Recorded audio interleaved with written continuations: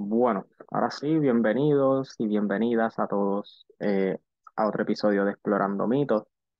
Espero que el video se escuche bien y, ¿verdad? Que no haya eco, que he tenido problemas con mi internet en estas últimas veces que he tratado de subir video y se me ha hecho un poco difícil por esa cuestión porque se escucha eco y no se puede apreciar bien el video, lo que uno dice. Normalmente el video de hoy iba a ser, ¿verdad? Acompañado con varias personas, pero voy a tirar entonces mi postura por aquí. Y entonces en el canal de Movimiento Herético, entonces estaremos haciendo nuevamente el video de todos los integrantes sobre la temática que voy a estar dialogando hoy, el endemoniado Gardanero. Se escogió el tema por realmente aleatorio. Yo accedí. Y pues obviamente cada cual trabajó la temática de, ¿verdad? El endemoniado de diferentes maneras. Yo, la aproximación que quiero hacer en el día de hoy con ustedes es un análisis literario hasta un cierto punto y un trabajo filológico de literatura comparada. Así que sin más preámbulos, ¿verdad? Vamos a meterle de lleno. Voy a darle compartir pantalla, share sound por si acaso. No voy a enseñar video, pero sí voy a enseñar un trabajo que hice, ¿verdad? Ok, perfecto. Vamos a ver si aquí tenemos esto. Perfecto, mira.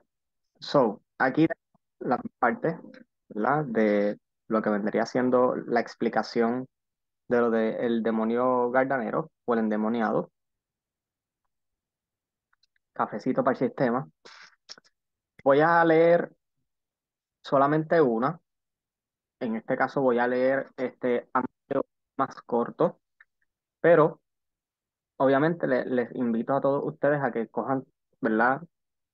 Marcos 5 de 1 al 20, Lucas 8 26 al 39, exactamente como yo lo hice aquí y hagan el contexto, el contraste y la comparativa. Si no, vamos a estar 2 horas leyendo, pero, ¿verdad? Dice, cuando llegó al otro lado, al país de los Gergesenos, le salieron al encuentro dos endemoniados que salían de los sepulcros muy feroces, de modo que nadie podía pasar por ese camino. He aquí daban voces diciendo, ¿qué tenemos contigo, Jesús, Hijo de Dios? ¿Has venido aquí para atormentarnos antes de tiempo? Había una manada de muchos cerdos paciendo lejos de ellos. Los demonios le rogaron diciendo, si nos echa fuera, déjanos ir a la piara de cerdos. Él les dijo, id, saliendo. Y saliendo, entraron en la piara de cerdos, y he aquí toda la piara de puercos se precipitó por el precipicio del mar, y murió en el agua. Los que lo alimentaban huyeron y se fueron a la ciudad y contaron todo, incluso lo que les había sucedido a los endemoniados. He aquí toda la ciudad salió al encuentro de Jesús. Cuando lo vieron, le rogaron que se fuera de sus fronteras. Esto es Marcos del 8 28 al 34, capítulo 8, disculpen. ¿Por qué en la tabla puse Marcos, Lucas y Mateo? Porque me estoy dejando llevar por la teoría marcana de que Marcos fue el primer evangelio escrito. Sabemos que hay teorías donde pues hay eruditos que ponen a Mateo como primer evangelio, hay otros que piensan que Lucas fue primero, pero yo me estoy dejando basar por la teoría marcana. Así que eh, si un contraste comparativo sobre lo que está pasando aquí, ¿verdad?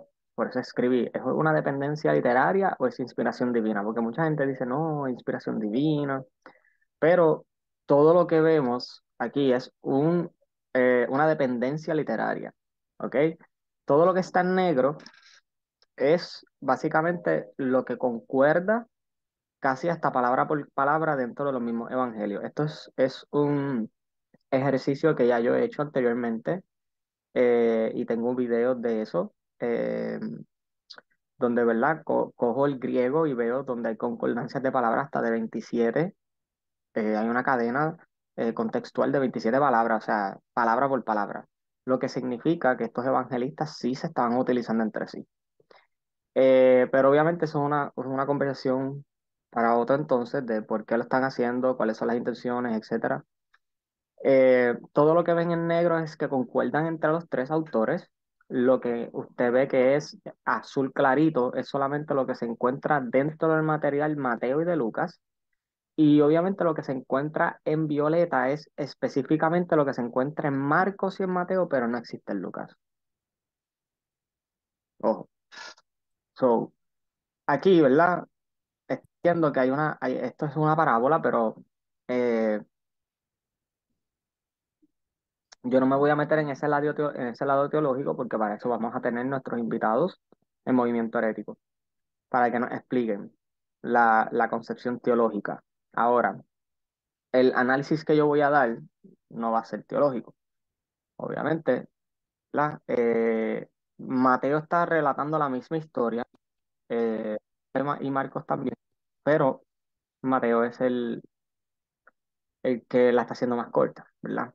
So, bien rapidito, Mateo pues ubica el evento en Gadara, Marcos y Lucas en Gerasa, y los dos lugares son separados. O sea, no es posible que en ambos casos, ¿verdad? O lugares, los celdos se ahoguen en el mar, porque ni Gadara ni Gerasa están en el mar de Galilea. O sea que estamos viendo aquí una evidencia de que estos escritores no estuvieron con Jesús, no conocían a Jesús y muy posiblemente no tenían mucho conocimiento sobre geografía en Galilea. ¿Ok? En el caso de Mateo son dos endemoniados, no es uno, como Marcos y Lucas lo ponen. Ahora, para mí eso no se trata quizás de una contradicción, o sea, simplemente estamos viendo una corrección del autor. Si Marcos vino primero, Marcos está diciendo que hubo uno, Mateo viene después, Mateo entonces pone dos, y Lucas, al venir después, obviamente está utilizando a Mateo, corrige a Mateo nuevamente, y entonces cambia no solo la localización, sino también am, cambia la perspectiva, ¿verdad? Tenemos aquí, exacto, perfecto, cambia la perspectiva del autor.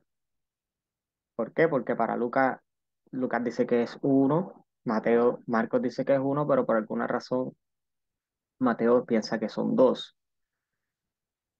La corrección de estos evangelistas es evidente, de Lucas, en el caso de Mateo corrigiendo a Marcos, es evidente. Esto me lleva a concluir que estas personas están escribiendo en griego. El Nuevo Testamento está escrito en koiné. Significa que esta gente tenía que estar sumamente educada, ¿verdad? Para poder escribir griego de la manera en que lo hicieron. Un misconception que tenemos es que pensamos que pues, los evangelistas eran brutos, pero no lo eran. So, eran personas educadas. Para tú aprender griego de la manera que esta gente está escribiendo griego en esa época, tú tuviste que pasar por, obviamente, un proceso de aprendizaje en el cual antes de aprender a leer, tú tenías que aprender a recitar poemas de mente, cantarlos. Y ahí es donde yo quiero traer mi análisis y el punto de vista, que no tan solo yo he hablado, sino otras personas, Dennis McDonald, y me parece muy interesante porque nadie habla de esto. Y es que en el caso de Marcos, podemos ver que Marcos muy posiblemente estuvo eh, asociado con con la Odisea, o al ser un escritor helénico griego, tenía ya conocimiento, ¿verdad? De estas historias y entonces él está plasmando lo que él conoce con esta historia nueva. Lo vemos en la música todo el tiempo. Ah, que si este cometió plagio y a veces son los mismos acordes, lo único que cambia son dos o tres cosas, pero básicamente el ritmo se parece, la lírica no es la misma, pero el core y la base tienden a parecerse. Lo mismo pasa acá. Ahora, Porque yo digo que en el caso de pues no voy a, aquí yo no estoy para decir que fue una contradicción, que no fue histórico, o sea, no quiero hablar de eso específicamente en este video. Yo quiero tratar de hacer un análisis donde podamos ver, ¿verdad? Este, qué representa el endemoniado gardanero, porque yo he escuchado eruditos decir, mira, yo no, ¿sabes? De Yale University, de hecho, que no saben qué hacer con la historia el endemoniado gardanero. Y yo pienso que yo sí. So, por ejemplo, eh, ustedes pueden pensar que es porque este tipo está aquí hablando de la Odisea, que tiene que ver, bueno, la Odisea, la Ilíada, para estos escritores, muy posiblemente fue un factor bien fundamental. Lo tenemos que ver como Star Wars, como Lord of the Rings en nuestra época. ¿Cuántas películas, cuántos libros esas dos series no han inspirado, ¿verdad? A hacer libros, películas, etcétera. Pues dentro de ese tiempo, Homero, Virgil, etcétera, el Bacay, etcétera, etcétera. Todos esos eran como sus Lord of the Rings y sus Star Wars, literal. So, es bien interesante cómo muy posiblemente vemos ecos de la historia de Odiseo en Marcos. En el caso del endemoniado Gardanero, obviamente, como Marcos, dejándonos llevar por la teoría marcana, Marcos vino primero. Pues entonces él es el primero que está recolectando esta información o esta historia. ¿De dónde la está sacando? Ese es un punto bien importante. ¿De dónde la está sacando? Y es este autor completamente judío. Entonces, ¿por qué no escriben arameo y no escriben hebreo? O sea, porque entonces él es una persona helenizada, tiene un background bien helénico. So, ¿qué es la Odisea? La Odisea es básicamente poemas, es un poema. Tú lo buscas, canto 10, canto 9. Se recitaba así, había que cantarlo. So, una persona como Marcos, y muy posiblemente la educación que tuvo que haber aprenderse chunks en chunks de material de Liliada, ¿verdad? Como dicen por ahí, ve tú a saber que otra literatura, antes de escribir griego, estaba practicando recitándolo para entonces poder escribirlo, porque es un proceso que es así. Ok, so, en la Odisea se describe el viaje de Odiseo y obviamente en Arroyo Habichuela él quiere volver a donde su familia, donde su trono, después de haber viajado con su tripulación a grandes eventos, a pelear con monstruos y etcétera, ¿verdad? Todavía entiendo que están como que tiene que ver esto con Marcos. Si nosotros, ¿verdad? Vamos al libro 9 y 10 que yo hice um, un resumen de esos libros. Esos libros son específicamente el libro 9 y 10 de la Odisea, muestran un tipo de mímesis, de imitación con la historia de Marcos. ¿Ok? So, quiero leer rápidamente, ¿sabes qué?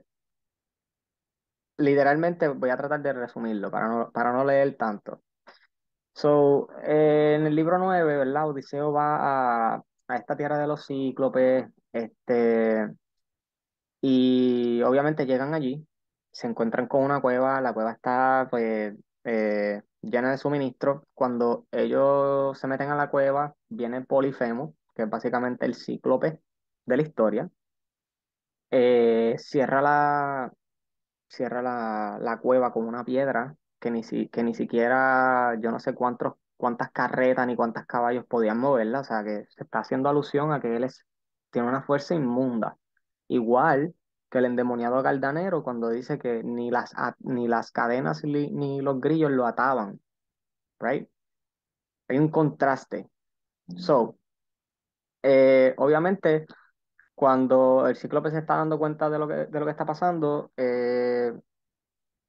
por alguna razón, los seguidores de Odiseo y Odiseo básicamente les petan una estaca a un ojo, él se queda ciego, le pregunta el nombre de Odiseo, Odiseo le dice, nadie es mi nombre.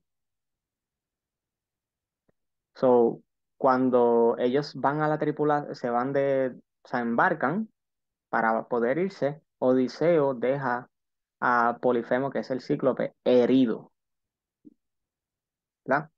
So, eso básicamente en el contexto del libro 9. En el libro 10 vemos cómo este, ellos llegan a Telépilos, que es básicamente una ciudad mitológica y etcétera. Y durante el proceso se encuentran con Circe, que es una hechicera, donde, ¿verdad? Que convierte a la gente en cerdos, muy posiblemente para comérselo.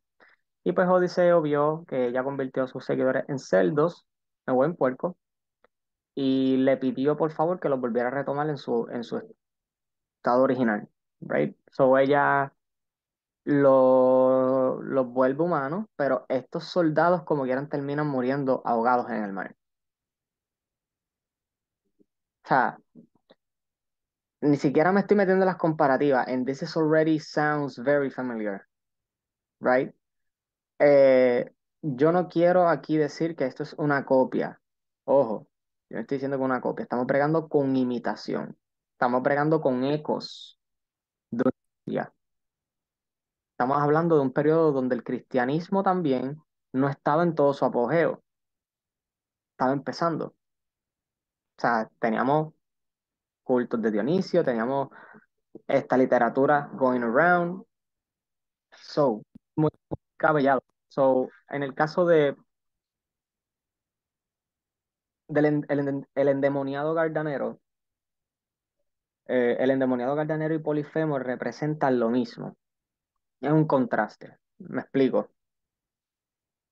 Si comparamos la literatura de la Odisea y comparamos la literatura de Marcos, literalmente, justo empezando, en la Odisea 9 dice, de allí navegamos con el corazón afligido y llegamos a la tierra de los cíclopes, un pueblo arrogante y sin ley. Y en Marcos 5:1 dice, llegaron al otro lado del mar, al país de los Gadarenos. So, yo hice una tabla comparativa aquí para que ustedes puedan observar entre los dos libros que acabo de resumirte y Odisea 9 y 10, Marcos 5, ¿verdad? Vamos a leer aquí rapidito. Y esto está en orden, ustedes lo pueden buscar. No es como que yo estoy alterando el orden de los sucesos, como que pueden buscarlo. So, Odiseo y su tripulación navegaron a la tierra de los cíclopes y decirse, en las montañas de los cíclopes pastaban innumerables cabras. Circe convirtió a los soldados en cerdos. Jesús y sus discípulos navegaron a la región de los Gerasenos. En la montaña pastaba una gran manada de cerdos. Odiseo y la tripulación desembarcaron. Jesús y sus discípulos desembarcaron. Se encuentran con un gigante salvaje y sin ley que vivía en la cueva. Se encuentran con un demonio salvaje y sin ley que vivía entre las cuevas. Polifemo, que es el cíclope de la historia de Odiseo, solía ser representado desnudo. El endemoniado estaba desnudo. Circe reconoce a Odiseo y le pide que no le haga daño. Odiseo, hazme un juramento de no planear otro complot para lastimarme. Y el gigante pregunta a Odiseo que si tenía la intención de lastimarlo, o sea, Polifemo. En el caso, ¿verdad?, de Marco, el endemoniado reconoció a Jesús y le pidió que no le hiciera daño y le dice, te juro por Dios, no me atormentes. El gigante pregunta el nombre de Odiseo. En el caso de Marcos, es Jesús quien le pregunta al endemoniado su nombre. Odiseo responde, nadie en mi nombre. En el caso de Marcos, es el endemoniado que le responde, Legión es mi nombre. Ninguno de los dos da su nombre real. Odiseo sometió al gigante con violencia y engaño. La magia de Circe convirtió a los soldados de Odiseo en cerdos. Jesús sometió a unos 2000 demonios con el poder divino y los envió a los cerdos y luego los arrojó al lago o al mar, depende del relato del libro que esté utilizando.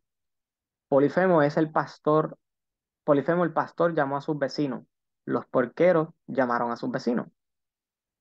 Los cíclopes acudieron al lugar preguntando por las ovejas robadas por Polifemo, y los gerasenos acudieron al sitio para informarle sobre sus cerdos. Odiseo y la tripulación se embarcaron. Jesús y sus discípulos se embarcaron. Odiseo le dijo al gigante que proclamara que lo había cegado. Jesús le dijo al sanador demoníaco que proclamara lo que Dios había hecho por él. El, gi- Disculpen, el gigante pidió a Odiseo, ahora a bordo del barco, que regresara. Eh, el demoníaco le preguntó a Jesús, ahora a bordo del barco, si podía estar con él. Odiseo rechaza la petición. Jesús rechaza la petición. Odiseo y su tripulación zarparon. Jesús y los discípulos zarparon. Odiseo se despertó durante una tempestad en el episodio inmediatamente posterior a la historia del Cíclope, y Jesús despertó durante una tentación y calmó el viento y el mar justo antes de exorcizar al endemoniado. Y aquí vemos, ¿verdad? Que, ¿verdad? Con cuestión al endemoniado, en comparación a Polifemo, no existe evidencia arqueológica. Entonces, vemos cómo es algo bien fundamental que yo creo que se ha pasado desapercibido. Polifemo era representado desnudo. Y aquí, ¿verdad? Esto es una vasija de siglo VII antes de la era común, antes de Cristo. Es representado desnudo. Tenemos otras vasijas también. So, es un detalle importante dentro del relato mostrar a Polifemo desnudo y al endemoniado Gardanero también. No tenía ropa. Los dos eran fuertes, tenían una fuerza inhumana, ¿verdad? Eh, so, Aquí, ¿verdad? En los comentarios, varios de estos paralelos son distintivos: el reconocimiento del extraño por su nombre, la realización de un juramento de no hacer daño, o convertir a los soldados en cerdos, soldados que luego se ahogarían en el mar. Circe usó su poder para deshumanizar 22 seguidores, tripulación, equipo que andaba con Odiseo, muy posiblemente para comerlos. Jesús usa su poder para curar a un demonio y para librar el área de unos 2000 demonios y cerdos inmundos. Estas similitudes no requieren una dependencia literaria. Su significado se oculta en la colocación común justo antes de los encuentros con el hombre o cíclope de las cavernas. Homero describe a los cíclopes o los cíclopes como pastores bárbaros de una tierra de fantasía primitiva donde innumerables cabras salvajes corren libres. Son insolentes y anárquicos. Estos cíclopes no saben nada de agricultura, comercio o construcción naval. Habitan en los picos de las montañas, en cuevas huecas, y no hacen alarde de las convenciones de la antigua hospitalidad, sino que disfrutan comiendo a los extraños con su queso y chuletas de cordero. El mismo Polifemo era un gigante revestido de una fuerza tremenda, ¿verdad? Algo que ya había dicho. Un hombre salvaje que no sabía nada de derechos ni de leyes, que podía levantar una piedra que ni 22 carros robustos de 4 ruedas podrían mover. El suelo, como el resto de su tribu, vivía en una cueva enorme y él no estaba por encima del canibalismo. Por último, que sería el último punto, la figura de Polifemo fue modelo para el endemoniado en Marcos. Como Odiseo y sus 12 hombres, Jesús y sus 12 desembarcan a una costa desolada y se encuentra con un hombre violento, que en lugar de dar su nombre, sí, denomina, perdón, Legión. Aquí puse comparar la Odisea 9:366 con Marcos 5. Pero a diferencia de Odiseo, que cegó al hombre de las cavernas, utiliza violencia y engaño, Jesús cura al endemoniado. Otras personas aparecen en la escena, en ambos mitos, Cíclope o Gadarenos, y cada héroe, después de abordar su barco, le dice al hombre que proclame lo que le ha hecho. Ambos héroes luego navegan dejando atrás al hombre de las cavernas, pero en este caso, Odiseo deja al cíclope cegado y el endemoniado es curado. So, vemos que es evidente que Marcos, al ser un escritor helénico, tuvo que haber memorizado pasajes de la Odisea como método de aprendizaje para escribir griego, como ya yo lo había mencionado, ya que este era escritor griego. Él no escribió ni en arameo ni en hebreo y no estaba familiarizado tampoco con las costumbres judías y su audiencia era esencialmente griega. La explicación de las costumbres judías, dada en estos pasajes aquí de Marcos, eh, y la traducción de expresiones arameas al griego también, indican que probablemente él no era de habla aramea. Aunque cabe destacar que el contenido de la Septuaginta se encuentra en Marcos y no es de impresionarse, ya que Marcos tiene que poner a Jesús mejor que los otros héroes, más sabio, más benevolente, etcétera. Aunque como su audiencia am, es griega, posiblemente romana, tiene que presentar a este nuevo héroe con conocimientos que ellos pudieron entender, eh, cómo asociar a Jesús. Espérate, me perdí, disculpen. Cómo asociar a Jesús como carpintero, que solo el Evangelio de Marcos menciona que él es carpintero, tal como lo era Odiseo. En Mateo es llamado hijo de un carpintero. So, el argumento de que Marcos emuló más pasajes, o al menos reconocía de memoria contenido de la Odisea y la Ilíada, se refuerza, en mi opinión, con su final original en el verso 8. Así que salieron rápidamente y huyeron del sepulcro porque temblaban y estaban asombradas, y no dijeron nada a nadie porque tenían miedo. Esto claramente ese es el final original de Marcos 8. O sea, todo lo que viene después de ahí, eso es añadido. Se sabe que el documento original, o el primero que se encontró de Marcos, no tiene los restos de versos añadidos que tenemos en nuestras casas. So, acaba ahí.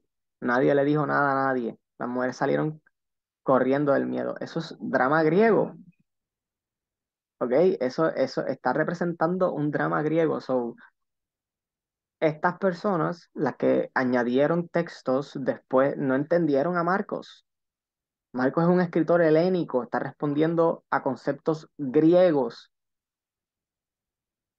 También está presentando a Jesús con métodos de Septuaginta, claro, pero su educación es propiamente griega. ¿Ok? So, como dije aquí, los que editaron el final de Marcos no entendieron cuál era la intención del autor. El acertijo, obviamente, continúa. Esta es una foto o una pintura, discúlpenme, del relato de Odiseo cuando ellos están desembarcando y ahí está Polifemo tirándole cegado, ¿verdad? Tirándole una piedra. Y por último, porque si esto no le ha causado un poquito de interés o siguen perdidos, pues quiero terminar con esto. Esto es solamente un ejemplo porque me gustaría seguir trabajando en más, pero este, tenemos aquí, por ejemplo, en la Odisea, ¿verdad? Circe, ¿verdad? Así dijo ella, pero yo sacando mi, oh, perdón, pero así dijo ella, quote Odiseo, pero yo sacando mi espada afilada de junto a mi muslo, me abalancé sobre Circe, la hechicera, como si fuera a matarla, pero ella con un fuerte grito corrió hacia abajo y abrazó mis rodillas y con gemidos me dijo palabras aladas. ¿Quién eres tú entre los hombres y de dónde? ¿De dónde está tu ciudad y dónde están tus padres? O sea, hacemos el contraste cuando entonces Jesús, ¿verdad? Está caminando y el demonio ve a Jesús y lo reconoce y él corre y se arrodilla ante Jesús y le dice, por favor, no me hagas daño. Y entonces reconoce a Jesús porque le dice, Jesús, hijo del Dios Altísimo. Y aquí tú puedes decir, está bien, pero es que esta muchacha no mencionó a Odiseo. Si seguimos por aquí, tú ves que hay un concepto de reconocimiento en ambas historias. Seguramente eres Odiseo, el hombre listo de quien, etcétera, etcétera, etcétera. So, hay un reconocimiento, ¿ok? No tan solo eso, obviamente el gran juramento lo encontramos aquí, cuando, ¿verdad? Circe le pide para ir a la cama a Odiseo y Odiseo, obviamente casado y qué sé yo, le dice como que, ¿cómo puedes pedirme que sea amable contigo, que has convertido a mis camaradas en cerdos en tus salones? Y ahora me retienes aquí con un propósito engañoso, me ordenas que vaya a a tu cámara y me suba a tu cama para que cuando me hayas desnudado y me dejes débil y desvalido, no, en verdad no seré yo quien quiera subir a tu cama, a menos tú, diosa, consientas en hacer un gran juramento que no tomarás contra mí ninguna nueva maldad para mi daño. So, estamos viendo aquí mismo el concepto de ella fue con un fuerte grito, corrió, se arrodilló y clamando a gran voz, el demonio le dijo, ¿verdad? Pero entonces le dice, ¿qué tienes conmigo, hijo del Dios Altísimo? Te conjuro por Dios que no me atormentes. Entonces estamos viendo aquí que Circe se arrodilló también, le está diciendo, ¿quién eres tú entre todos los hombres? Pero más adelante hay una cuestión de un juramento. En este caso, en la historia de Odiseo es Odiseo, el que le está diciendo a Circe, júrame que tú no me vas a hacer daño. Y en la historia de Marcos es el endemoniado que le está diciendo a Jesús, por favor no me hagas daño, hijo del Dios Altísimo. O sea, está viendo un reconocimiento, ¿verdad? Y hay un juramento de no hacer daño en ambas historias. En ambas historias los humanos son convertidos en cerdos. En ambas historias, dichos humanos, ¿verdad? Cerdos humanos son muertos en el mar, son asesinados en el mar, etcétera, etcétera. So, estamos viendo aquí un caso sobre lo que puede ser imitación literaria. Obviamente, esto es un tema que me ha gustado mucho, ha despertado mucha curiosidad en mí y ha despertado cosas que no pensé que estaban acá. So, espero seguir hablando de estos temas más adelante porque créeme que esto es un palo. Hay gente que piensa que esto es la nueva modalidad Zeitgeist, pero hasta el sol de hoy yo no he visto cómo ellos explican esto, honestamente. Y obviamente quiero también aclarar que en ningún momento yo estoy haciendo aquí un trabajo de copia. Ah, Jesús se copió. No, ecos, ¿ok? Ecos. Así que Eh, por lo menos esa es mi parte. Disculpen. Más adelante en el canal Explorando Mitos vamos a tener invitados donde ellos van a explicar su posición, ¿verdad? De acuerdo a cómo ellos entienden sobre la temática del endemoniado galdanero. Eh, y nada, en mi opinión, eh, estudiar esto de la manera en que lo estoy haciendo es importante porque le estamos dando un entendimiento diferente a lo que normalmente ya es el consenso o lo que se conoce. Entonces estamos reshaping the understanding del Nuevo Testamento y eso es algo bien crucial, eso es algo bien crucial. Nada, espero que este video, al que lo vaya a ver, que le interese, que si hay alguien que necesite comentar algo, decir algo, lo puede hacer, dar una idea, alguna temática que quieran que uno hable, lo pueden hacer. Yo por el momento me mantendré bajo el radar con este tema. Cada vez que pueda soltar algo relacionado al tema lo voy a hacer porque me encanta. Así que ya lo que queda es poder grabar esta temática con los compañeros, entonces así podemos salir quizás de esta temática y movernos a otra en conjunto con estas otras personas. Yo por lo menos en lo personal no me molesta trabajar esto de manera individual. Así que espero que todos estén bien. que hayan disfrutado el video. Si no entendieron algo, feel free to contact me. Trataré de dejar lecturas, referencias para que puedan accesar y nada, gracias por todo, obviamente, por su tiempo, a todos los que hayan llegado hasta aquí y nada, me imagino que eso sería todo. Gracias por sintonizar. Cuídense. Jermaine Ortiz aquí, a la orden. Bye bye.